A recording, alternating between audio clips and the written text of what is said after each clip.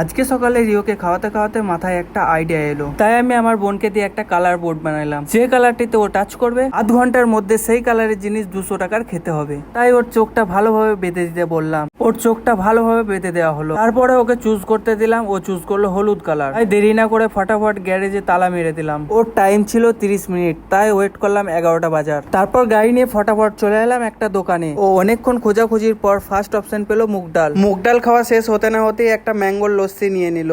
লস্যি খাওয়া শেষ হওয়া মাত্রই একটা আইসক্রিম অর্ডার দিল। আইসক্রিম খেতে না খেতেই ভাবছে এরপর কি খাওয়া যায়। তারপর ওখানে কিছু না পছন্দ হয় ওখান থেকে হিসাব করে চলে এলাম। অনেকক্ষণ খোঁজাখুঁজির পর একটা মিষ্টির দোকানে গেলাম। ওখান থেকে একটা সন্দেশ নিয়ে আবার অন্য দোকানের দিকে গেলাম। আবার অন্য দোকানে আইসক্রিম খেতে খেতে 11টা 21 বেজে গিয়েছিল। তারপর আবার চিন্তা ভাবনা করতে করতে আবার একটা বিঙ্গো কিনে নিল। তারপর দেখতে দেখতে যখন 11টা 28 বেজে যায় তখন ও পুরোপুরি হার মেনে নেয়। সব মিলে 80 টাকা খরচা হয়, ও বাজিটি হেরে গেল।